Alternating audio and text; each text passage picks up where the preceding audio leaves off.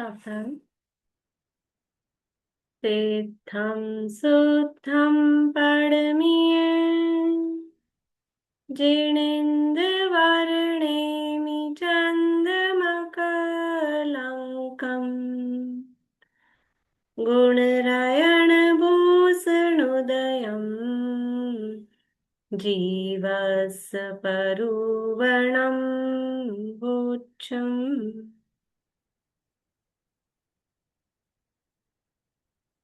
Robert साजी जीव खंड नामक ये ग्रंथ है, आचार्य श्री नेमिचंद सिद्धांत चक्रवर्ती द्वारा रचित। इसमें कितने अधिकार हैं और उन अधिकारों में किसका वर्णन है? जिन्होंने नहीं सुनाया है वे हाथ खड़ा करें।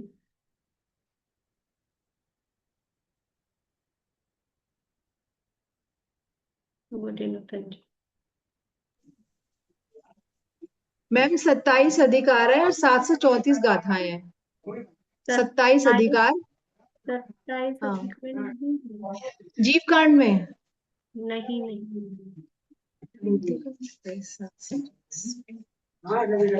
थोड़े ज्यादा हो गए आपके अधिकार। किसका वर्णन है, चलिए बताइए।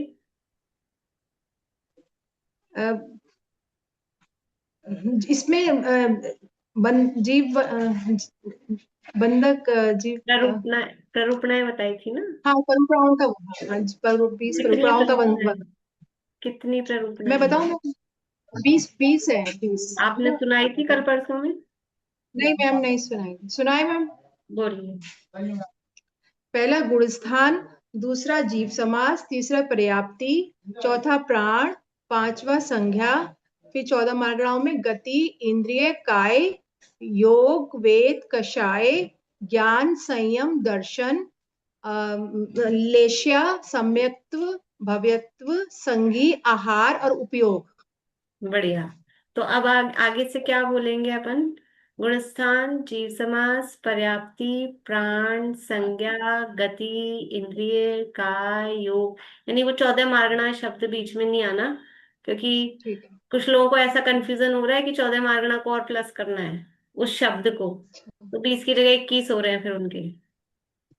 तो 14 मार्गणा तो उन सबको इकट्ठा करके उसका नाम है। वो यदि 14 मार्गणा बोल रहे हैं तो उसको प्लस नहीं करना है, वो तो गति इंद्रिय काय योग 14 संख्या को प्लस करना है। वैसे मेरे ख्याल से ठीक है। एक आध ही होंगे ऐसा समझने वाले, बाकी तो सब सही ही समझ रहे होंगे। ठीक है। अधिकार कितने हैं वो बोलिए रश्मि जी। 22 अधिकार है। 22 अधिकार है, 27 नहीं।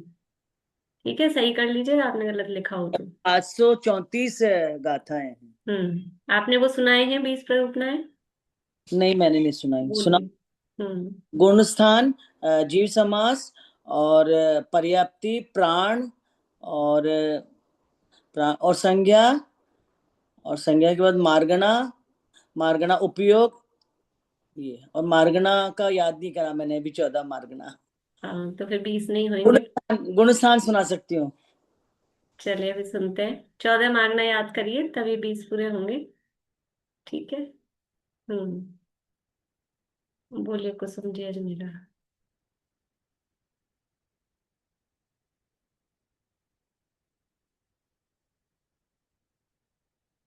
आवाज नहीं चालू हुई आपकी।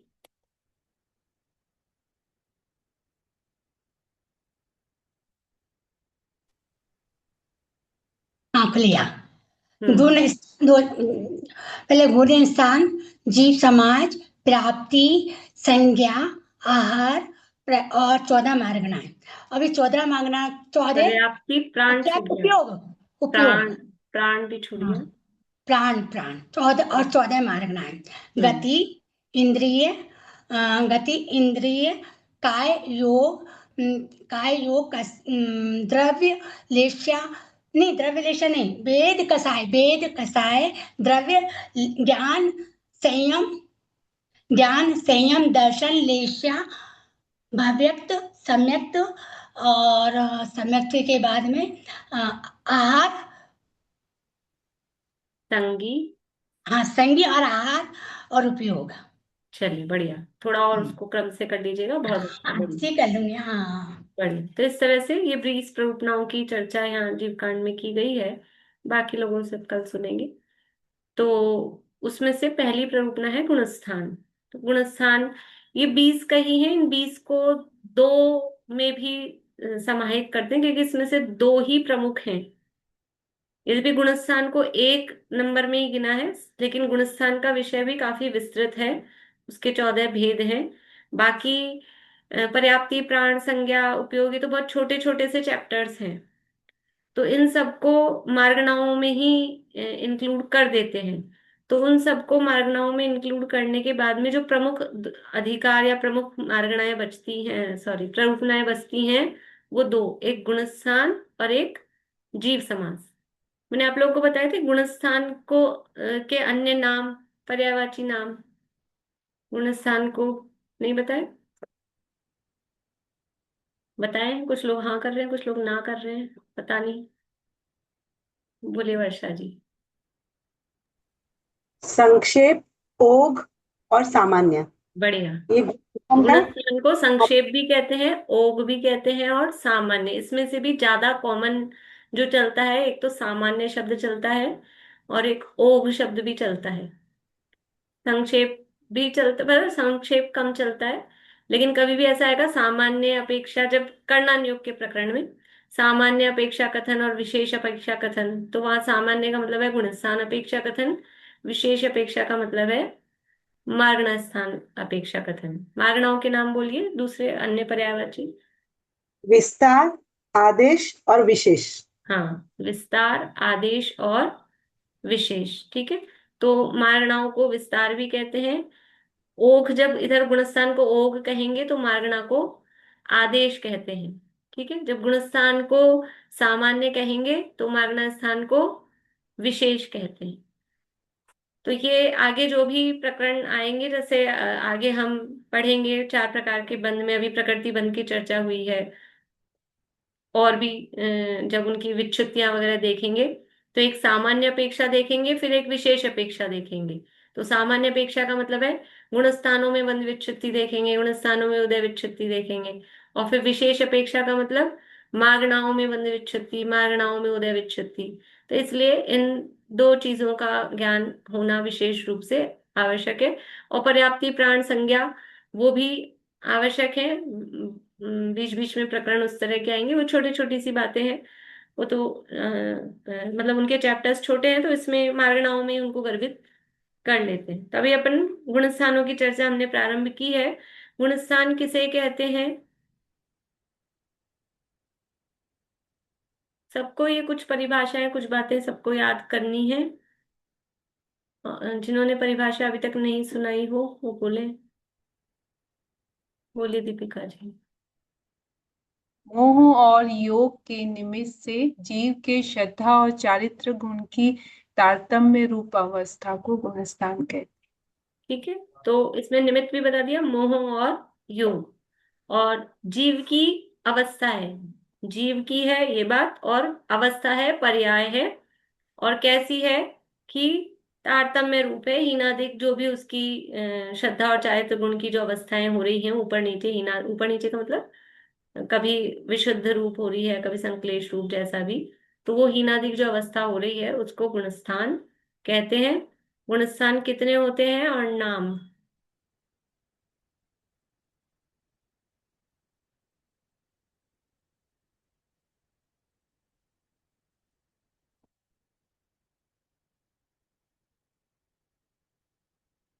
बोलिए रेखा जी, बोलिए।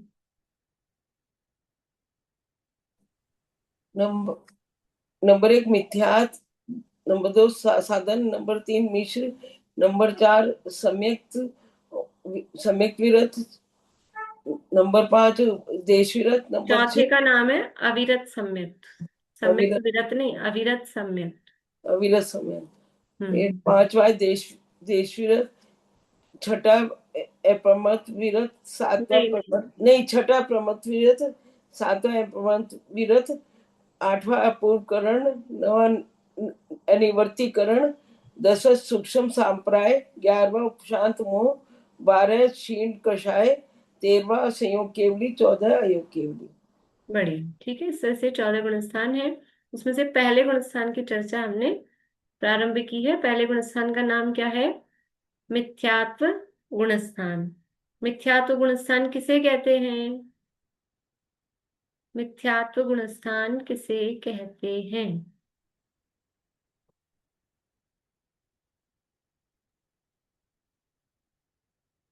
बोलो भाभी। मिथ्यात्व प्रकृति के उदय से होने वाले तत्वार्थ के अशुद्धांत को मिथ्यात्व कहते हैं। हाँ, मिथ्या दर्शन मोनी, मिथ्यात्व प्रकृति के उदय से होने वाले जीव के तत्वों के अशुद्धान या अतत्वार्थ श्रद्धान, जो भी कुछ बोले, मतलब चाहे इधर है लगाए चाहे उधर है लगाए, तो तत्वों के अशुद्धान रूप जो जीव का भाव है उसे मिथ्यात्व गुणस्थान कहते हैं। तो जो परिभाषा है, तो इसमें निमित्त क्या है? दर्शन मोहनी मिथ्यात्व कर्म का उदय, ये तो है निमित्त। और उपादान या कहें उसमें परिणाम क्या है? कि जीव का अतत्व श्रद्धान रूप भाव, वो जीव का परिणाम, वो उसमें उपादान है। ठीक है। अब ये जो मिथ्यात्व है, क्योंकि मूल जब गाथा अपन ने देखी थी जीवकांड में, गाथा में अगली जो सेकंड लाइन थी, उस सेकंड लाइन में देखिए, जो गाथा देखी थी अपन ने, गाथा पढ़ी थी, तो ये मिथ्यात्व के भेद दिए हैं। मिथ्यात्व के 5 भेद हैं: एकांत, विपरीत, विनय, संशयित और अज्ञान। तो मिथ्यात्व के भेद यहाँ 5 कहे हैं। अनेक प्रकार से मिथ्यात्व के भेद किए जाते हैं। आप लोगों ने सुने भी होंगे, पढ़े भी होंगे। अगर ये आपको नहीं बताती, तो अगर मैं आप लोगों से पूछती मिथ्यात्व कितने प्रकार का होता है, तो आप लोगों का क्या जवाब होता? ये 5 भेद यदि मैं आपको भी नहीं बताती, तो मिथ्यात्व कितने प्रकार का होता है, उंगली से जवाब दे सकते हैं? बढ़िया। नीलम भाभी, 7 कौन सा बता रहे हैं आप? अविरति वाला जो चैप्टर है ना, नहीं है, फर्स्ट जो फर्स्ट है ना, उसका 7वें चैप्टर का फर्स्ट श्लोक जो है, 7वें अविरत सब चैप्टर का? नहीं, मेरे को गलत ध्यान हो गया। तो 7वें चैप्टर का है ना, तत्वार सूत्र में पहले सूत्र, मिथ्यात्व के कहाँ प्रकार है 7वें चैप्टर में? कार बोलिए सारिका जी, कितने प्रकार का मिथ्यात्व है? 3 प्रकार के हैं। कौन कौन मिथ्यात्व, से? सम्यक मिथ्यात्व। ये तो आप दर्शन मोहनी के भेद बोल रहे हैं, मिथ्यात्व के प्रकार पूछ रही हूँ। 3 तो दर्शन मुनि के भेद है: मिथ्यात्व, सम्यक मिथ्यात्व और सम्यक प्रकृति। वो तो दर्शन मोहनीय कर्म के भेद है। अभी जो मिथ्यात्व नाम का भाव है, उसके हाँ। प्रकार। ठीक है, बाकी सब लोग अच्छा बता रहे हैं, 2 उंगली दिखा रहे हैं, मेरे हिसाब से वही जवाब है सबका। एक अग्रहित मिथ्यात्व और एक ग्रहित मिथ्यात्व, जो छेड़ाला में भी पड़ा है। ठीक है ना? अग्रहित और ग्रहित, यही बता रहे हैं ना आप लोग, जो 2 उंगली दिखा रहे थे सब। ठीक है। तो सबसे पहले मतलब जो यदि हम मिथ्यात्व के भेद करेंगे, तो 2 प्रकार का मिथ्यात्व होता है: एक अग्रहित मिथ्यात्व और दूसरा ग्रहित मिथ्यात्व। अग्रहित मिथ्यात्व किसे कहते हैं? बोलिए प्रतिभा जी। जो अनादि से जीव के साथ चली आई विपरीत मान्यता है, उसको अग्रहित मिथ्यात्व कहते हैं। बहुत बढ़िया। अनादि काल से जो वस्तु के स्वरूप के संबंध में, पदार्थों के स्वरूप के संबंध में, 7 तत्व के स्वरूप के संबंध में, अपनी आत्मा के स्वरूप के संबंध में, कुछ भी कहो एक ही बात है। वस्तु का स्वरूप कहो, पदार्थों का स्वरूप कहो, 7 तत्व का स्वरूप कहो, आत्मा का स्वरूप कहो, सब एक ही बात है। क्योंकि एक जगह विपरीतता है तो सब जगह विपरीतता है। तो अनादि काल से जो तत्वार्थों के या वस्तु के स्वरूप के संबंध में जो विपरीत मान्यता चली आ रही है, उसका नाम है अग्रहीत मिथ्या।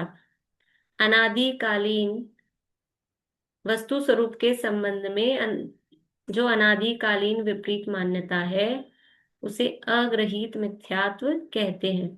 शब्द से अर्थ देखेंगे, अग्रहीत का मतलब है नया ग्रहण नहीं किया है, अनादिकाल से चला आया है, इस भव में कुछ ग्रहण किया हो ये मिथ्यात्व ऐसा नहीं है। अनादिकाल से ही जीव शरीर को आत्मा मानता आ रहा है, शरीर में मैं बुद्धि है, पर पदार्थों में सुख बुद्धि है, पर पदार्थों के कर्ता भोक्ता पने की बुद्धि अनादिकाल से चली आ रही है। शरीर में अपनापन मानता है, छोटा सा बच्चा पैदा होते ही, और रोता है, हंसता है, भूख लगती है तो अपने भोजन की प्राप्ति के लिए अपने आप ही, किसने सिखाया भोजन कैसे मिलेगा, कैसे दूध पीना है, क्या करना है, अपने आप। तो ये वो शरीर में अपनापन अनादिकाल से है।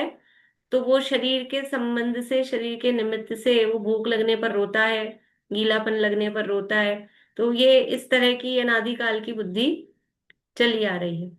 शरीर में अपनापन वाली जो मान्यता है, किसी ने सिखाई हो उसको कि बेटा ये शरीर ही तू है, ये सीख के निकलना, गर्भ से बाहर निकले तो ऐसा।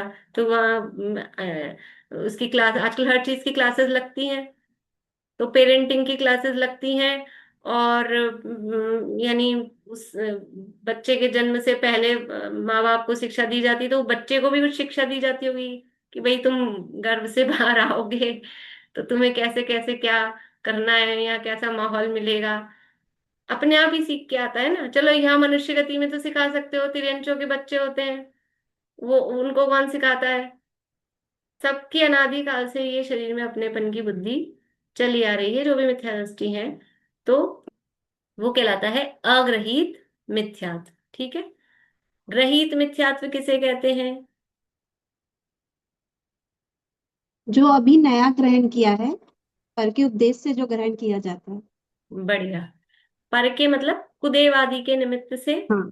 हाँ, कुदेवादी के निमित्त से जो नया मिथ्यात्व वर्तमान भव में, वर्तमान पर्याय में, कुदेवादी के निमित्त से कहो या पर के निमित्त से भी चलेगा, मतलब किसी अन्य व्यक्ति के निमित्त से जो इस भाव में नया मिथ्यात्व ग्रहण किया जा रहा है, नई विपरीत मान्यता ग्रहण की जाती है, उसे ग्रहीत मिथ्यात्व कहते हैं।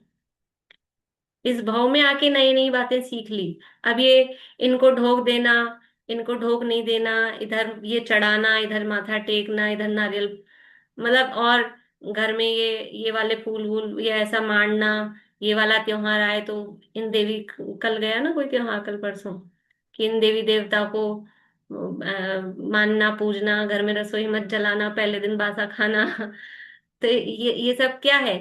ये कोई पेट से नहीं सीख के आया, पिछले भाव से भी नहीं सीख के आया। ये सब इस भाव में किसी की माँ ने सिखाया, किसकी सास ने सिखाया, उसने कहाँ से सीखा कि उसकी सास ने सिखाया था, उसको उसकी माँ ने सिखाया था, बस वहां से सीखते आ रहे हैं कि ऐसे ऐसे ये होता है, तब उसमें ऐसा ऐसा करते हैं। ये पर के उपदेश से इस भाव में जो नई विपरीत मान्यताएं, और भी, ये तो उदाहरण है, तो मोटी मोटी सी हैं। इसके अलावा भी जो ये वाले भगवान ये हमको धन संपत्ति दिलाएंगे, ये वाले भगवान हमारे शादी ब्याह कराएंगे, ये वाले भगवान हमारे बच्चे पैदा कराएंगे, और ये वाले भगवान तो संकट हरण, जो संकट आए सबको हर लेंगे, ये भी क्या है? ये भी कौन, किसने सिखाया है? ये वाला काव्य पढ़ो तो ये वाला संकट दूर हो जाएगा, ये संकट है तो ये वाला काव्य पढ़ो, ये संकट है तो ये वाला काव्य पढ़ो। मानतुंगाचार्य ने तो ये सोच सोच के काव्य लिखे नहीं होंगे। और लोगों ने कितना ग्रहित मिथ्यात्व, कैसे कैसे, आपके ये वाला ग्रह है भारी पड़ रहा है तो ये वाले भगवान को पूजो, भगवानों को ग्रहों में बांट दिया गया है। ये सब क्या है? ये इस भाव में नया नया, ये, इसलिए वो कुदेव शब्द तो बहुत छोटा हो गया है। हमने कहाँ कहाँ तक कुदेव को फैला दिया है, किसी को भी नहीं छोड़ा है, सच्चे देव को भी नहीं छोड़ा कुदेव बनाने में। तो ये पर के उपदेश से जो इस भाव में नई विपरीत मान्यताएं ग्रहण की गई हैं, वो कहलाता है ग्रहीत मिथ्यात्व। ठीक है। अब ये जो पांच भेद हैं, मैं कोई विषयांतर नहीं पढ़ा रही हूँ आपको, ये जो पांच भेद है ना, ये पांच भेद इन दोनों में से किसी एक में आएंगे। बेसिक जो भेद है मिथ्यात्व के, मेन बेसिक मतलब जो मुख्य भेद हैं, वो है अग्रहित मिथ्यात्व और ग्रहित मिथ्यात्व। ठीक है। अब ये जो पांच भेद यहाँ बताए हैं, विपरीत, एकांत, विनय, संशयित और अज्ञान, ये इन दोनों में से किस में आएंगे? अग्रहित में आएंगे कि ग्रहित में आएंगे?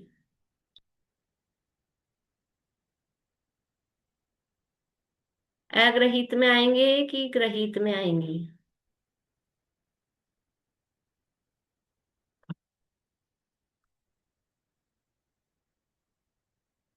भाई जवाब देना है, कुछ लोग है ना देखते रहते हैं मुझे, जवाब सबको देना है। अच्छा मिक्स जवाब आ रहा है, मतलब 50-50 सा है। ये ग्रहित मिथ्यात्व के भेद हैं, अग्रहित के नहीं। जब इन मिथ्यात्वों का स्वरूप थोड़ा बहुत अभी अपन देखेंगे। ये सब इस भाव में नया सीखा गया मिथ्यात्व है। कि अग्रहित मिथ्यात्व के टाइप्स ज्यादा, या तो करो तो फिर वो असंख्यात लोक प्रमाण टाइप हो जाएंगे, अदरवाइज उसके टाइप बनेंगे नहीं। वो तो विपरीत मान्यता, जो शरीर में अपनापन है, सात तत्व के संबंध में विपरीत मान्यता है, वो तो वो है। तो ग्रहित मिथ्यात्व के ये 5 भेद भी करते हैं। और आपने सुना होगा 363 प्रकार का मिथ्यात्व किसने चलाया था? मारीची ने, महावीर भगवान के जीव ने। तो वो 363 प्रकार का मिथ्यात्व, वो भी सब ग्रहित मिथ्यात्व नया चलाया ना। नया चलाया, अनादिकाल से तो चल नहीं रहा था, उसने नया कुछ कुछ मान्यताएं विपरीत चलाई। तो वो सब ग्रहित मिथ्यात्व के अंतर्गत आती है। ये विपरीत, एकांत, विनय, संशय और अज्ञान क्या चीज है कि, बोलिए प्रतिभा जी। अ, ये जो निश्चयाभास और व्यवहाराभास और रूपयाभास है, वो भी ग्रहित मिथ्यात्व में आएगा। हम हाँ कुछ कुछ मान लेते हैं, मतलब ऐसा तो वस्तु स्वरूप ऐसा नहीं है, हम अगर ऐसा मान लेते हैं तो वो भी ग्रहित में जाएगा। हाँ, क्योंकि इस भाव में शास्त्र पढ़ के नया मिथ्यात्व ग्रहण किया है ना। शास्त्र पढ़ के ये निश्चयाभास व्यवहाराभास कब आया? अनादिकाल से किसी जीव को है क्या कि वो शास्त्र पढ़ के निश्चय को मुख्य कर लिया, बस उसको पकड़ लिया, इसलिए ग्रहित। टोडरमल जी साहब ने ग्रहित की श्रेणी में ही रखा है। अग्रहित मिथ्यात्व के लिए चौथा अधिकार रखा, और 5वें अधिकार से लेकर 7वें अधिकार तक सब ग्रहित मिथ्यात्व का ही वर्णन है। तो ग्रहित मिथ्यात्व की कैटेगरी में ही उसको रख सकते। ठीक है, देखिए। तो विपरीत मिथ्यात्व किसे कहते हैं? विपरीत का मतलब है कि जो वस्तु का स्वरूप जैसा है वैसा नहीं मानना, उल्टा मानना। लेकिन इस भाव में वो नया सीखा है। नया सीखा है कैसे? कि स्वरूप ये है कि हिंसा में धर्म नहीं होता। ये स्वरूप है, किसी भी तरह से हिंसा में धर्म, जो भी कार्य हो रहा है और अगर उसमें हिंसा हो रही है तो वो धर्म नहीं हो सकता। ये स्वरूप है। लेकिन हिंसा में धर्म सीख लिया, ऐसा यज्ञ करो, ऐसा हवन करो, धर्म होगा इसके लिए। हवन ही नहीं किया तो आपका क्या धर्म? आपने इतना बड़ा अनुष्ठान किया और हवन ही नहीं किया तो धर्म कैसा होगा? तो वो हिंसा। और अन्य मतों में तो समझ लो, वो बलि वली चढ़ाने में वहां तो स्पष्ट रूप से पंचेंद्रिय सैनी वहां उस हिंसा में धर्म बताते हैं, देवी देवता के आगे बलि चढ़ा दो किसी भी संगी पंचेंद्रिय प्राणी को, जिंदा को। तो वो ऐसा हिंसा में धर्म माना, ये नया सीखा। तो ये बिल्कुल विपरीत, बिल्कुल उल्टा, जो हो ही नहीं सकता है कहीं भी, किसी भी तरह से। किसी भी बुद्धिशील व्यक्ति से यदि पूछा जाए कि ऐसा किसी को मारने में क्या धर्म, कोई जो धर्म वरम कुछ नहीं जानता हो ना करता हो बाहरी रूप से धर्म, लेकिन विचारक है, सोच सकता है, समझ सकता है, बुद्धि है, तो वो कहेगा कि इसमें आप धर्म कैसे कह सकते हो? किसी जीव को मारना ये धर्म कहना, धर्म मानना, इस बात को ये कहाँ तक उचित है कि आप इतना।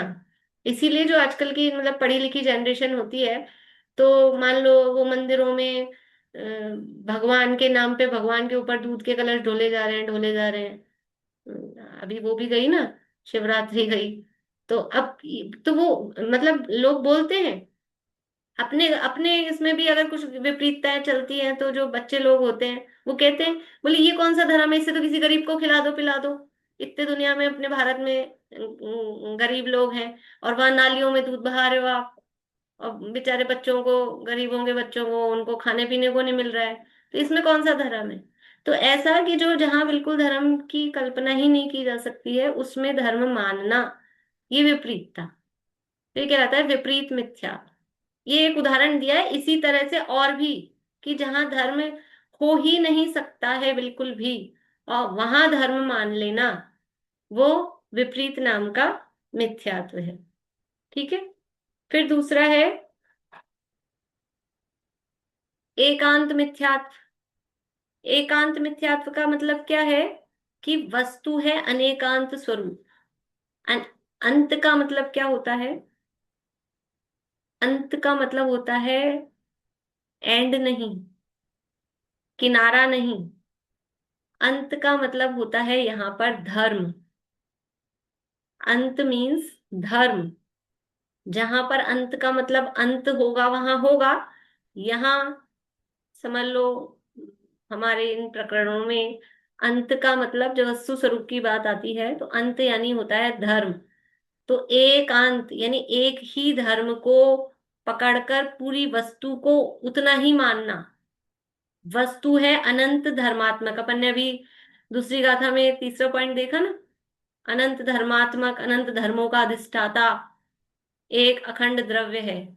तो वस्तु में तो है अनंत धर्म, लेकिन उसमें किसी एक धर्म को ही पूरी वस्तु मान लेना वो कहलाता है एकांत नाम का मिथ्यात्व। जैसे कि वस्तु में नित्य धर्म भी है और अनित्य धर्म भी है।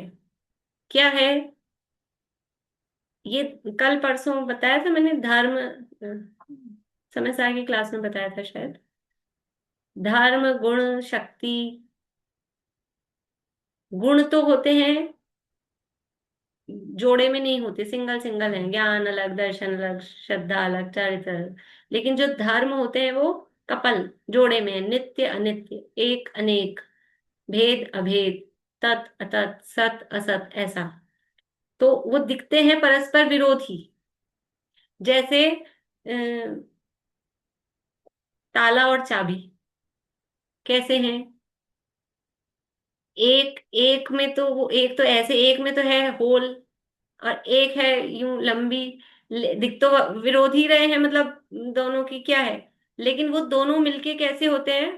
पूरक। इसके बिना इसका चाबी गुम जाए तो ताला बेकार, और ताला गुम जाए और चाबी पड़ी है तो चाबी बेकार। पूरी वस्तु कैसे बनेगी कि दोनों को मिलकर पूरी वस्तु होती है। लेकिन कुछ मान्यता वाले लोग कैसे होते हैं, अकेले चाबी को ही ताला मानते हैं, कि अकेले ताले को ही चाबी मानते हैं। चाबी मतलब पूरा मानते हैं कि अकेला ताला है तो पूरा खुश। बंटवारा हो रहा हो दो भाइयों में और माँ के पास एक ताला और एक चाबी, तो कौन क्या लेगा? एक एक कहेगा ताला भारी है अपन तो ये ले लो, एक कहेगा चाबी अपने हाथ में रहेगी तो ताला किसी के भी पास रहे, इससे क्या फर्क पड़ता है? लेकिन अधूरा है ना। तो कुछ मत वाले वस्तु के केवल नित्य पक्ष को पकड़ के, वस्तु तो नित्य ही, नित्य मतलब हमेशा एक सी रहने वाली, उसमें बदलाव होता ही नहीं है, ऐसा मानते हैं। कुछ मान्यता वाले कि वस्तु तो बदलती ही रहती है, बदलती ही रहती है, बदलती ही रहती है, उसमें कुछ भी स्थिर नहीं है, कुछ भी नित्य नहीं है, वो ऐसा मानते हैं। तो ऐसा एक ही धर्म को पकड़कर मानने वाले वो कहलाते हैं एकांत मिथ्यात्वी।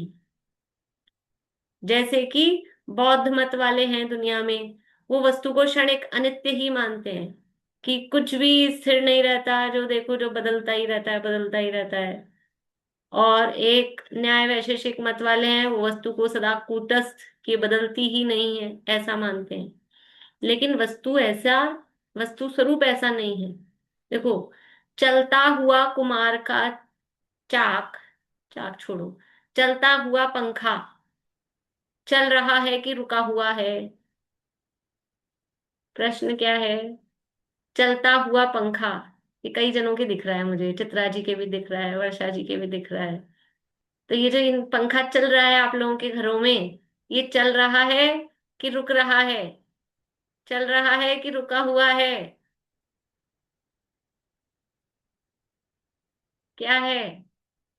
कि छोटी छोटी बातों के जवाब नहीं दे पाते आप लोग? बताओ, हंसने लग जाते हो। अरे जो उंगली दिखाएगा वो एकांती होगा मिथ्या दृष्टि। जो उंगली दिखाए क्या, कि ये चलता हुआ पंखा चल भी रहा है और रुका हुआ भी है। क्योंकि चल रहा है, ये तो हम मुंह से बोल रहे हैं ना, चलता हुआ। तो जो ये कह रहा है, दो उंगली दिखा रहा है, वो तो बिल्कुल ही स्ववचन बाधित हो गया। क्योंकि हमने कहा ही क्या है, चलता हुआ। तो उसी से कि समझ में आ रहा है कि चल रहा है, लेकिन चल रहा है लेकिन फिर भी रुका हुआ है। ये चल के यहाँ से 2 घंटे तक चलता रहेगा तो 2 4 10 किलोमीटर पहुंच नहीं जाएगा कहीं, अपनी ही जगह पर रहेगा। सब वस्तुएं ऐसी ही हैं, अपने स्वरूप में अपने रूप में रहती हुई, अपने मूल स्वरूप को नहीं छोड़ती हुई, निरंतर परिणमन करती हैं। वस्तु में एक द्रव्यत्व नाम का गुण है, जिसके कारण वस्तु निरंतर परिणमनशील होती है। और वस्तु में एक अगुरु लघु नाम का गुण भी है, जिसके कारण एक द्रव्य दूसरे द्रव्य रूप नहीं होता, एक गुण दूसरे गुण रूप नहीं होता, और द्रव्य में रहने वाले अनंत गुण बिखर कर अलग अलग नहीं होते। परिणमन होता है, लेकिन ऐसा परिणमन नहीं होता कि जीव बदल के पुद्गल हो जाए, पुद्गल बदल बदल के धर्म धर्म रूप हो जाए। ऐसा परिणमन नहीं होता, अपने स्वरूप रूप ही परिणमन होता है, अपने रूप ही परिणमन होता है। तो वस्तु नित्य भी है और अनित्य भी है, बिल्कुल सबको समझ में आता है। यदि बालक का जन्म हुआ और वो 20 साल का हो गया, बदला कि नहीं बदला? किसी बच्चे का जन्म हुआ और 20 साल का अब हो गया, तो जन्म वाले दिन मिले थे, उसके बाद 20 साल बाद मिले, वो बदला कि नहीं बदला? कि अगर बदल गया होता तो ये वो जन्म हुआ था किसका और पता नहीं अभी 20 साल बाद कौन आ गया हमारे घर में, ऐसा थोड़ी ना होगा। वही है, लेकिन वही होने पर भी वो जो इतना सा जन्मा था, इतना सा ही नहीं है, 6 फुट का हो गया, तो बदला भी है। बदलते हुए भी न बदलना, नहीं बदलते हुए भी निरंतर बदलना, ये उत्पाद व द्रव्य उत्तम सत। ये उत्पाद व ये और ये द्रव्य दोनों परस्पर विरुद्ध दिखाई दे रहे हैं, लेकिन फिर भी एक साथ वस्तु में पाए जाते हैं। परंतु इसमें से किसी एक पक्ष को पकड़कर वस्तु को वैसा मान लेना, यह है एकांत नाम का मिथ्यात्व। और दुनिया में ऐसी मान्यता वाले जीव, ये भी नया सीखा है ना, थोड़ा बहुत कुछ धर्म पढ़ा किसी वस्तु को देख के, तो ये नया सीखा जाता है, इसलिए ये ग्रहित मिथ्यात्व है।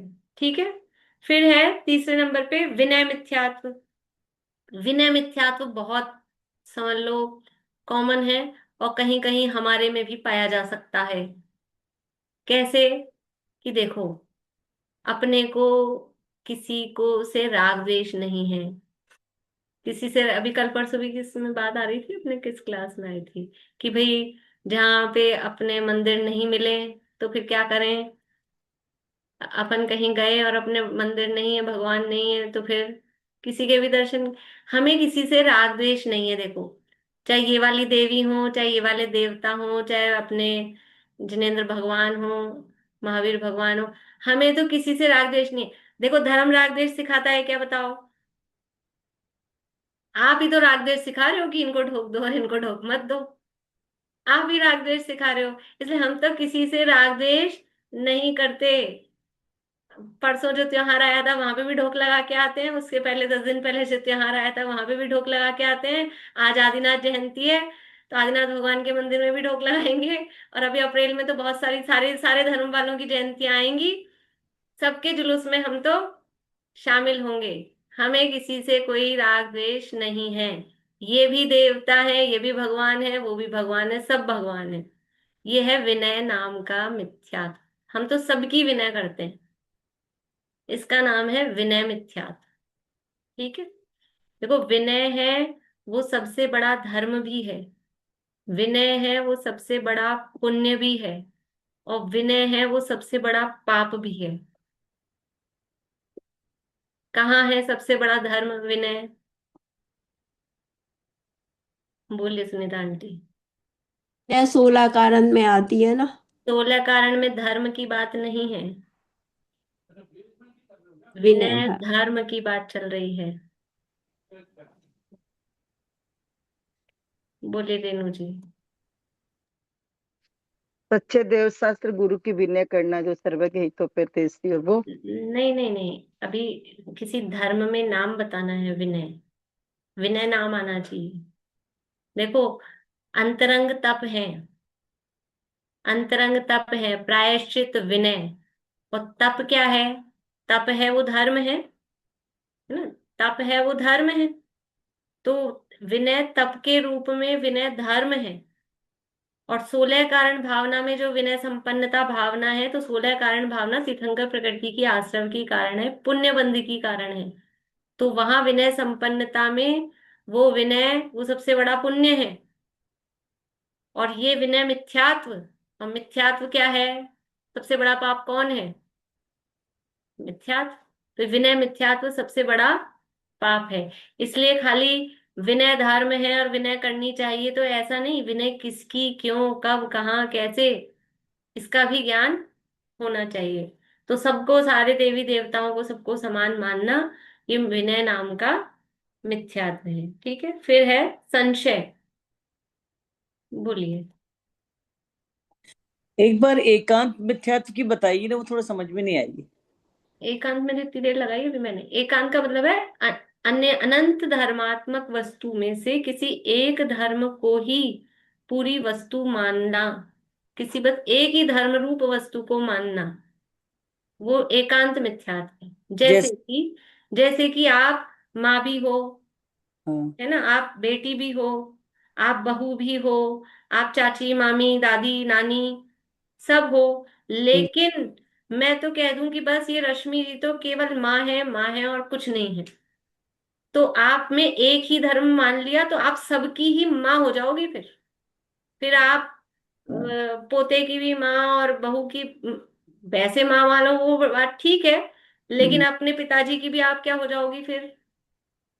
अच्छा क्योंकि आप में एक। एक ही धर्म रह गया ना। आप में बेटी नाम का धर्म है ही नहीं। तो आप अपनी मम्मी की भी माँ ही हो जाओगे। ओ ठीक आप है। अपने सासू जी, ससुर जी की भी आप माँ हो जाओगे। तो ऐसा एक ही धर्म, धर्म सारे हैं आप में, एक हम्म। साथ पाए जाते कि नहीं? हाँ। आप उसी समय किसी की मम्मी हो, किसी की दादी हो, किसी की चाची हो, किसी की बुआ हो, किसी की बेटी हो, उसी हाँ। समय, लेकिन हाँ। अलग अलग अपेक्षाओं से। लेकिन हम्म। वो अपेक्षाएं सारी उड़ा दी, और बस आप तो यही ठीक है। थी बस। ठीक है। तो वो गलत बात हो गई ना। आप सबकी एक ही रिश्ता तो नहीं हो सकता सबसे, सबसे एक ही रिश्ता नहीं हो सकता है। वो अलग अलग रिश्ते होना, ये धर्म, ये क्वालिटी हर जीव में, हर मनुष्य में है। तो उसको नहीं मान के एक ही को मानना, वो एकांत मिथ्या। मिथ्या। ठीक। देखिए, संशय मिथ्यात्व, संशय मिथ्यात्व का मतलब, संशय समझ में आता है, कंफ्यूजन, कि धर्म के संबंध में, वस्तु के स्वरूप के संबंध में संशय, कि ये कह रहे हैं कि कभी कहते हैं राग में धर्म है नहीं है, कभी कहते हैं हमको तो लगता है ये पूजा पाठ, व्रत, उपवास, नाच गाना, गाना बजाना, ये धर्म ही तो है। तो राग में धर्म है कि नहीं है, ऐसा संशय, कंफ्यूजन होना। जो बात बता रहे हैं इसमें, ये इस थाली का माल उस थाली में करना, इसमें धर्म है कि नहीं है, कंफ्यूजन होना। वस्तु स्वरूप नहीं समझना, निश्चय से धर्म नहीं है, व्यवहार से धर्म कहा जाता है, वास्तव में वो धर्म नहीं है, ऐसा वस्तु स्वरूप समझना, वो तो सही बात है। लेकिन वस्तु स्वरूप नहीं समझा, और कभी लगता है इसमें धर्म है, कभी लगता है उसमें धर्म है, कभी लगता है ये सही है, कभी लगता है वो सही है। अब खुद का निर्णय नहीं कर पाते। ये आके पढ़ा रहे हैं, तो इनकी बात भी सही लग रही है, और कोई दूसरा पढ़ाए, वो अपने तर्क दे, उनकी बात भी सही लग रही है। तो किसकी बात सही है? देखो, विनय में तो क्या था, ये भी सही, ये भी सही। विनय में तो ये था, सब सही। और संशय में क्या है? क्या मालूम ये सही है, क्या मालूम ये सही है, समझ ही नहीं आ रहा कौन सही है। वो ऐसा कंफ्यूजन में होना, तो वो कहलाता है संशय नाम का मिथ्या। ठीक है। अब है अंतिम, अज्ञान। अज्ञान नाम का मिथ्यात्व का मतलब क्या है? कि हमें, देखो, जो संशय किसको होगा, संशय किसको होगा कि जिसको दो पक्ष खड़े होंगे भी, ये वाली बात है और ये वाली बात है, तो वो थोड़ा विचार कर रहा है, उसको संशय हो रहा है। और संशय वाला जीव हो सकता है सही निर्णय पे पहुंच जाए, है ना। भाई अभी उसकी कंफ्यूजन वाली स्थिति है, बहुत पॉसिबल है वो गलत निर्णय पे पहुंच जाए, लेकिन थोड़ी सी पॉसिबिलिटीज ये भी है कि वो थोड़ा ऊहापोह करे, विचार विमर्श करे, तो सही निर्णय पर भी पहुंच सकता है, पॉसिबिलिटी है। लेकिन एक व्यक्ति ऐसा है, अपने को क्या मतलब, क्या करना, ये जानना वो जानना, कौन सही है कौन गलत है, क्या करना आपने तो कुछ नहीं, खाओ पियो ऐश करो, मैं जीव हूं कि मैं शरीर हूं। जैसे इसमें भी संशय, कोई अपने को जीव मान, कोई कह रहा है कि मैं जीव हूं, कोई कह रहा है मैं शरीर हूं, तो ऐसा करके वो संशय हो सकता है। पर ये अज्ञान वाला है, ये ज्ञान के प्रति अनुत्साहित रहता है, और और ऐसा और बोलता है, अज्ञान मिथ्या दृष्टि वाले जो होते हैं वो क्या बोलते हैं, no study no confusion, more study more confusion. हम कुछ नहीं पढ़ते तो हमको कोई कंफ्यूजन नहीं होता है, संशय खड़ा नहीं होता है।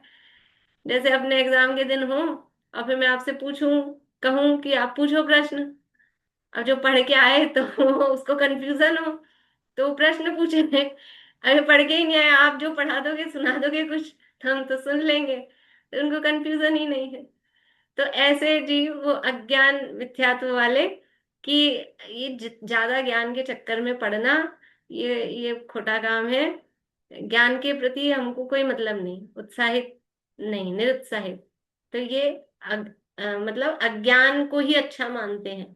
और ऐसा भी कहते हैं, देखो किसी के पिताजी की, कोई बच्चा रहता है अमेरिका में, है ना, और पिताजी की डेथ हो गई, अब ये एक्सीडेंट हो गया ऐसा, और अब वो तो अमेरिका में रहता है, अब आजकल तो बहुत साधन है, लेकिन मान लो अभी यहाँ एक्सीडेंट हुआ अभी के अभी, अब वहां हो रही है रात, तो अभी पहले उस अमेरिका वाले को फोन करेंगे कि पहले यहाँ उनको संभालेंगे, भाई पहले यहाँ संभालेंगे, और फिर 2 4 10 घंटे हो गए, और फिर उनको फोन मिलाया तो लगा नहीं, मान लो वो कहीं और बाहर गए हुए थे, नेटवर्क नहीं मिला, 2 दिन बाद उनको पता लगा बेटे जी को कि पिताजी का एक्सीडेंट हो गया।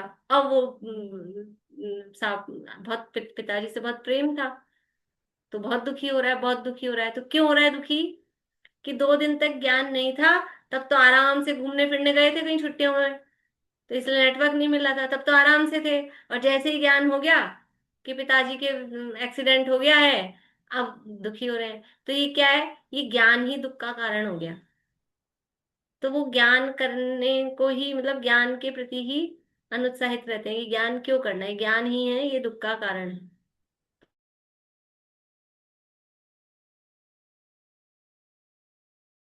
वो कहलाते हैं, किसी भी तरह का उनको क्या सही है क्या गलत है, क्यों निर्णय करना, निर्णय करने के प्रति, ज्ञान करने के प्रति वो अनुत्साहित रहते हैं।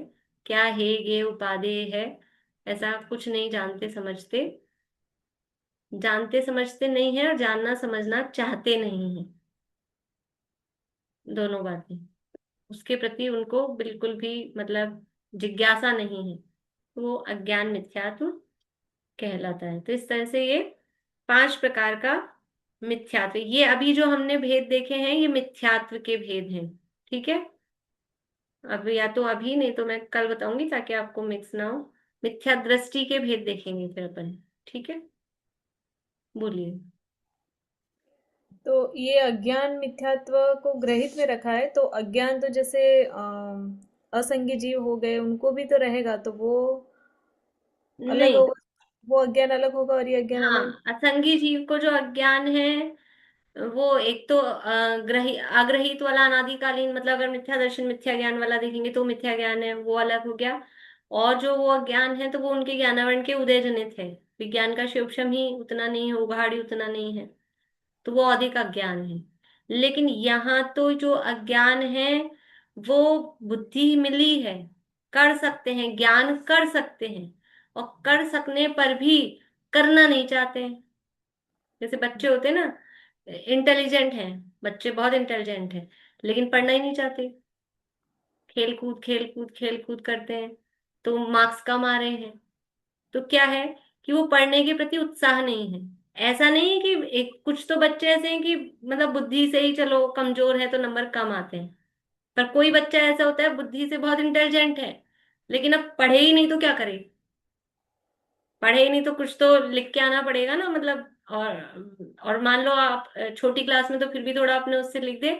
कोई ऐसा सब्जेक्ट हो, कॉमर्स वॉमर्स जैसा सब्जेक्ट हो, अब उसमें तो बिना पढ़े तो अपने खाली ऐसे ही उससे नहीं लिख सकते हैं। जो पर्टिकुलर 11th में मान लो जो भी सब्जेक्ट ले लिए, तो कुछ नहीं लिख सकते हैं। तो पढ़ना नहीं चाहता है, पढ़ सकता है लेकिन पढ़ना नहीं चाहता, तो ज्ञान कर सकता है लेकिन ज्ञान नहीं करना चाहता। तो ये इस भाव का नई चीज हो गई उसके लिए। वो तो कर ही नहीं सकते हैं, असंगी तक के जीव तो कर ही नहीं सकते, उनके पास उतनी बुद्धि ही नहीं है, सोचने समझने की, निर्णय करने की शक्ति ही नहीं है।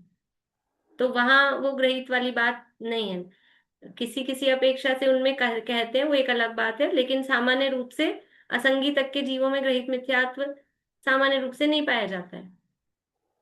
ये नया सीखने वाली बात जब मन आएगा ना, बुद्धि मिलेगी, तब वो नया सीखने वाली बात लागू पड़ती है। ठीक है।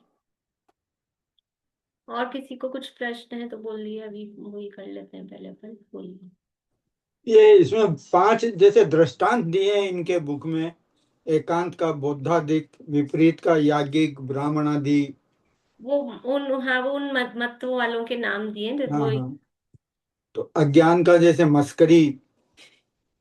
वही मस्करी गौशाला, वो अपने को, वो थोड़ा उनकी नॉलेज हो ना, इसलिए वो नाम, मैं नाम भी लूंगी तो शायद कोई भी नहीं जानता है ऐसा, इसलिए वो नाम वहां दिए हैं गोमटसार में, वहां टीका में वो नाम भी। लेकिन वो उस समय प्रचलित थे, अभी वर्तमान समय में वो सब ज्यादा प्रचलन में नहीं है ना। अभी मैं बौद्ध भी बोलती हूँ, थोड़ा बहुत मैंने बौद्ध का नाम तो सुना है, लेकिन फिर भी उनकी क्या मान्यता है वो सबको इतनी नहीं है।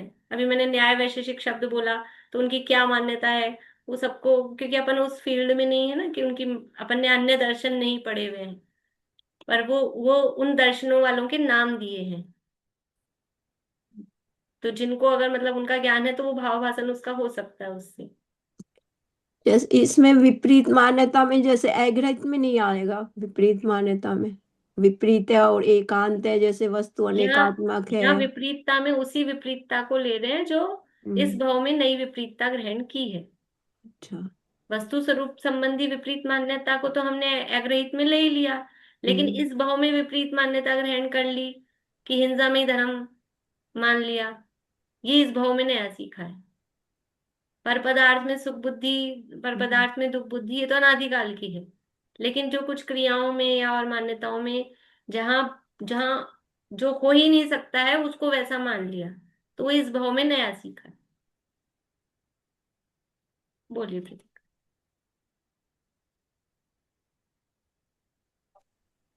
मैम जैसे ये आपने ये वाला बताया ना कि ये विनय वाला जो है, तो जैसे कि हमें पता है कि हमें नहीं करना चाहिए, बट अगर आसपास के लोग मतलब कहे कि ऐसा करो, तो फिर हमें जवाब क्या देना चाहिए? मतलब देखो, जवाब देने में ये है कि एक बार में आप स्पष्ट कह दो कि भाई हम ये काम नहीं करते हैं, हम इसमें इन्वॉल्व नहीं होते हैं। जो भी काम है, मान लो अभी होली आई, अब आसपास वाले लोग वो होली मानेंगे, पूजेंगे, आपसे उसके लिए डोनेशन लेने आ जाएंगे। पहली बार में ही मना कर दो, हम इस काम के लिए नहीं देते हैं, आप चाहे आप कुछ और वैसा कर लो। मतलब हम खर्चा करने में मना नहीं कर रहे, मतलब आप किसी को ऐसा लगे, लेकिन भाई हम इस तरह के कामों में हम नहीं देते हैं। तो वो एक बार थोड़ा हो सकता है उनका बुरा लगे या ऐसा कुछ हो, पर वो आगे से समझ जाएंगे। जैसे अभी हम किसी के साथ जाएं बाहर, और आप जो चीज नहीं खाते पीते हो वो आपको ऑफर करें, आप बोल दोगे कि हम ये नहीं खाते हैं, हम हमारे इसका त्याग है, तो ठीक है, वो दोबारा नहीं ऑफर करेंगे। हो सकता है कुछ इस तरह के भी लोग हों, आपकी हंसी उड़ाएं, ऐसा करें, कुछ करें, आप अपने में पक्के रहो, वो समझ जाएंगे नहीं होगा। और एक बार में स्पष्ट बोलना वो खुद की सेफ्टी के लिए अच्छी बात है। अगर हमने अभी कोई बहाना लगाया, मान लो, तो हो सकता है वो आज नहीं कल परसों आ जाए, इस साल चलो चल गया, फिर वो अगले साल आ जाएंगे, फिर आप हर साल नए नए बहाने ढूंढते रहोगे, तो उससे वो प्रॉब्लम सॉल्व नहीं होगी। एक बार में क्लियर कह दो और सही कारण से कह दो कि हम इस काम में अनुमोदना में पैसा या जो भी है हम इन्वॉल्व नहीं होते, हम इसमें नहीं आएंगे। हम्म कभी ऐसा हो सकता है वो अपने साथ अपने मंदिर आ जाए, तो फिर हम भी तो आपके मंदिर जाते हैं, तो आप भी हमारे मंदिर आओ। हम्म तो कि अब आपको आना हो तो आओ हमारे मंदिर, हम तो नहीं जाते हैं। हम्म अब उनकी इच्छा हो, उनकी होनहार हो, वो आए, समझना चाहे जैसा भी हो। लेकिन इस चीज में लोक लाज नहीं करनी चाहिए, क्योंकि लोक लाज करने हम्म। में खुद फंस जाते हैं, फिर हाँ वो नहीं, उलझ एक्चुअली तो क्या जाते हैं होता है ना कि उसमें। तुम लोग के तो बहुत रूड है, या मतलब तो फिर लगता नहीं, है कि मतलब आप अच्छे से प्यार से बोलो उनको, मतलब ऐसा नहीं एक रूडली या उनका तिरस्कार करके। नहीं नहीं, आप तिरस्कार अच्छे से करके प्यार से नहीं, पर उनको अब बता दो। हाँ वैसे भी बोलते हैं ना, तो मंदिर आने में तो क्या ही हो जाएगा, ऐसा हो हाँ, जाता है उनका। वो हर किसी को नहीं समझ आता है, लेकिन आप बता दो कि हम नहीं आएंगे किसी भी तरह से, मतलब रूडली नहीं, हम्म अच्छे से ही तरीके से। और समझ जाएंगे कि ये इस काम में नहीं आएंगे। एक आध बार हो सकता है बुरा लगे, कुछ लगे, फिर वो समझ जाते हैं। और बाकी आपका बिहेव अच्छा होगा ही, ओवरऑल दिन भर जब भी कभी मिलेंगे वो समझ जाएंगे कि भाई इस चीज में हाँ ये नहीं होते हैं। बोलिए हाँ, कभी। और अगर जैसे ये तो कोई बाहर के रिलीजन वाले हैं ना, तो अपन समझ जाते हैं कि नहीं। तो मतलब लेकिन अगर खुद के ही मतलब सपोज आपको जैन कम्युनिटी में ही ऐसे मिल जाएंगे, तो वो फिर चाहे वो कम्युनिटी, हाँ, अपने जैनों में भी हो तो भी उनको समझा दो, बता दो हम नहीं करते हैं। हाँ, अपने घर में ही अगर ऐसा माहौल हो, वहां थोड़ी समस्या जरूर होती है। बहुत होती। औरों के से, बाहर वालों से इतनी प्रॉब्लम वाली चीज नहीं है, अपने घर में ही अगर ऐसा होता है, वहां थोड़ा प्रेशर वाली चीज होती है। तो वो हमको खुद को हैंडल करना पड़ता है, देखना पड़ता है कहाँ अगर कोई वो जो मेंबर है वो योग्यता है उनमें समझने की, तो उनको थोड़ा बहुत समझाया जा सकता है। और वो दिखता है कि नहीं समझेंगे, नहीं मानेंगे, नहीं, तो फिर मजबूरी में हे बुद्धि से और अंदर मतलब छोड़ने की भावना रखते हुए वहां हम वो खुद को परिस्थिति को देखकर हाँ मतलब फिर करना उस होता है। केस में वही होता है कि मैं ऊपरी ऊपरी अपन ने एक्टिविटी हाँ, करनी है वो कर भाई दी, क्योंकि और घर में तो रहना एक साथ है, फिर वहां संक्लेश होगा, लड़ाई झगड़े होंगे। तो हाँ मतलब ऐसी स्थिति यदि अगर हम बिल्कुल अलग हो सकते हैं कि भैया हम हस्बैंड और हम तो एक मत वाले हैं, लेकिन दूसरे हैं घर के मान लो सदस्य वो अलग मत वाले हैं, तो अगर अपन मतलब ऐसा होता है ना, दो लोग हो गए तो सपोर्ट हो गया, लेकिन एक अकेला हम्म। अपन बच रहे हैं और बाकी लोग, तो वो परिस्थिति देख के जैसे भी हो अधिक संक्लेश मतलब या उसका ऐसा ना दोष लगता है क्या, मतलब अगर अपन ने ऊपरी ऊपरी से सिर्फ एक्टिविटी कर दी तो दोष लगता है क्या उसका? दोष मतलब अपन ने अंदर से नहीं माना, मतलब कि किंचित रूप में तो लगेगा ही, किंचित तो अच्छा। लगता ही है जो भी है। लेकिन जितना हम अंदर खेद वर्तते हुए करेंगे, तो उतना मतलब वो कम होता है, वो बात। बोलिए कविता जी। जो तीर्थंकर प्रकृति का वध होता है वो चतुर्थ गुण स्थान में ही होता है, या सातवें वाले गुण स्थान में भी होता है? चौथे से सातवें गुण स्थान तक प्रारंभ होता है, और आठवें तक भी होता है बंद। ठीक। बोले रूपम जी। दीदी अगर दिगंबर जैन मंदिर ना हो तो श्वेतांबर जा सकते हैं? क्या समझ में आया आपको? नहीं, ये तो आपसे तो लग रहा है नहीं जाना चाहिए, लेकिन अब हाँ, दिगंबर मंदिर है ही नहीं और मंदिर का नियम है अरे तो अभी कल फिर। परसों भी बात हुई थी, तो शाम की क्लास में चली थी शायद ये बात। भाई अगर मतलब हमारे पिताजी नहीं है समझ लो, वो शांत हो गए, तो हम किसी को भी पिताजी बना लेंगे क्या? ऐसा कर सकते हैं क्या? एक पिता समान कोई है वो एक अलग बात होती है, लेकिन ऐसा तो नहीं होता ना। रामचंद्र जी ने अश्वमेध यज्ञ किया उनकी कथा में, उनकी रामायण में, कल भी मैंने बताई थी ये बात शाम को क्लास में। तो वहां उनके जो नियम है कि वो यज्ञ होगा तो पत्नी होनी चाहिए बगल में, तभी वो यज्ञ होता है। और पत्नी को तो भेज दिया था वन में, सीता को तो। और वहां पे उनके यहाँ वो एक पत्नी वाले हैं, वो 8,000 पत्नियां नहीं है उनकी, एक पत्नी व्रत है। तो फिर हम्म। किसी भी स्त्री को बिठा लेते, कोई भी बैठ जाती रामचंद्र जी के बगल में, तो कोई भी बैठ जाती, उसमें क्या है। लेकिन नहीं, पुतला वो मूर्ति बना के बिठाई।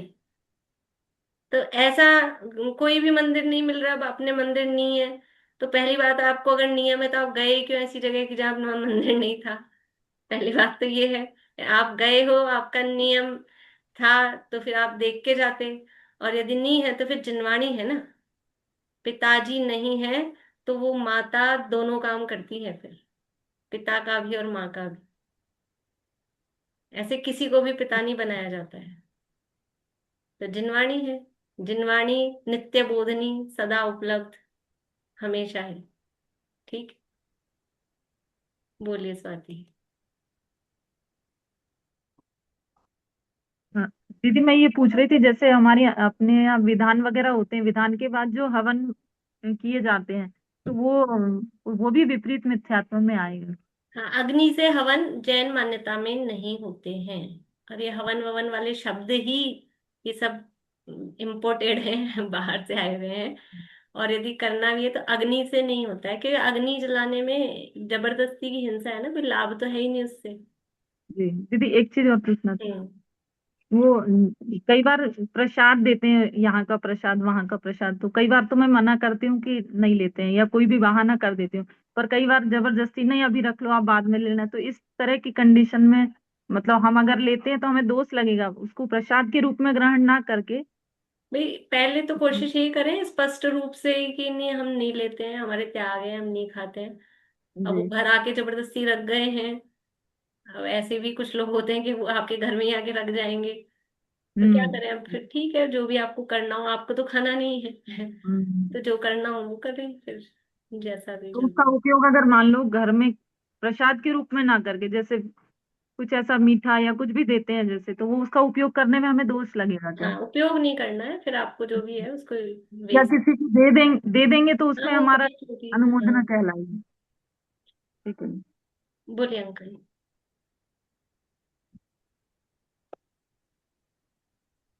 ये जैसे आजकल सोसाइटियों में रहना होता है और कॉमन फंक्शन होते हैं, ये इनके होलिका का, नवरात्रा का, तो अपन वैसे तो नहीं जाते, लेकिन वो कहते हैं साथ में सांस्कृतिक प्रोग्राम भी होते हैं, तो डोनेशन तो दो आप। तो वही वहाँ, समस्या आती है डोनेशन वाली, वही मेन हाँ, बात वही रहती है। अब वो सोसाइटी में रह के सांस्कृतिक प्रोग्राम भी होते हैं, बच्चे जाना चाहे कि नहीं जाना चाहे। तो इसमें जो भी कुछ अगर मतलब खुद को थोड़ा पक्का रह के आप किसी और रूप में उनको, कि हम इस वो सांस्कृतिक प्रोग्राम बोल के तो दे ही सकते हैं। वो हो तो सब उसी निमित्त से रहे हैं, लेकिन अब जैसा भी है वो जो भी है जैसे गणपति बिठाते हैं, कि अब हाँ, वो तो गणपति तो हो बैठे तो रहते उसी हैं, निमित्त से बाकी रहे तो हैं सब। सांस्कृतिक ही होते हैं प्रोग्राम तो पर निमित्त तो तो वो वही है ना। ले जाते हैं उसमें। जैसा भी अपनी अपनी परिस्थितियां देख के पहले कोशिश यही करें कि भाई उसमें ना दें। बहुत सारी समस्या, ऑफिस में काम करते हैं, ऑफिस में सब कई जगह वहां होती हैं इस तरह की चीजें, समस्याएं रहती हैं सब। बोलिए आशांति। प्रॉब्लम वही वाला है, जैसे आपके ऑफिस के कलीग्स हैं, आपके घर में बच्चे को दे दी उन्होंने रैप करके, अब आपके घर में और देवी देवताओं की फोटो आ गई, अब क्या करो आप उसका? वही वही मतलब पहले से ही अब थोड़ा वो सा। पूरी रैप होके और आ गई, अब उनको आप एट टाइम उन्होंने दी और बहुत लोगों के सामने आपको दी है, अब वो आ गई है, अब उसका क्या किया जाए? अब वो रैप हो क्या, ये आपको दिखी नहीं क्या है? और दिखे तो भी आपकी परिस्थिति नहीं है, इतने सारे लोगों को आप अनएक्सपेक्ट कर दो कि नो वो हम तो फिर वहीं नहीं। छोड़ाओ ना आप। अगर आपको दिख गई है कि ये है। वो मालूम वो नहीं हो सकता ना, वो तो उनको फिर लगता है कि हमारा अनादर हो गया, ये हमारी भगवान का अनादर कर दिया इन लोगों ने, मतलब एक तरह से वैमनस्य हो गया। वो ठीक है तो सांप्रदायिक वो वाली बात हो जाती है फिर तो दो कि देखो, दोष तो लगेगा ही लगेगा। हाँ, या तो तो अब हम फिर वही, ऐसे पदों मतलब हम अब वो ये कोई नहीं कहेंगे कि दोष नहीं लगेगा। आप नहीं दोष लाए तो पर लगेगा, ये आपके आपको जितना खेद वर्त रहा है, आप जो भी है उसका जो भी है। अब अ, आपके बच्चों को दे दी, अब बच्चा लेकर आया, अब आप क्या करोगे?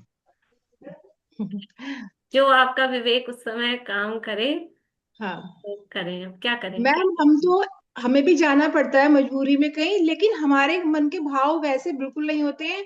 वो लोग कहते हैं जय माता की, हम कहते हैं, मैं तो अपना जय महावीर बोलती हूँ, ये जय नेमिनाथ भगवान, ये जय महावीर। हमारे मुंह से वो वर्ड निकलते ही नहीं है। और वो वो अपना करते हैं, हम अपना नमोकार मंत्र बोलते रहते हैं, अपने हाथ जोड़ के बस जय नमो हरिवंशराय, वो अपना बोलते रहते हैं, बोलते रहे। लेकिन मजबूरी में जाना पड़ता है। पर अपने मुंह से उन लोगों की नहीं निकलती जय जयकार, अपने धर्म की। वो बात ठीक है, लेकिन हाँ बात ये है कि अगर आप गए हो, चाहे मजबूरी में जाना पड़ रहा है या जैसे भी, उसका कुछ ना कुछ दोष तो होता लगता ही है। है, हाँ, लगेगा ही। हाँ पर वो बस वो दोष बहुत बड़ा, मतलब वो अतिचार रूप में रहता है, क्योंकि हम अनासक्त भाव से गए हैं इसलिए। हाँ। ठीक है, चलिए, अब समय बहुत हो गया है। जिनवाणी स्तुति बोलिए, नूतन जी, आप बोल दीजिए।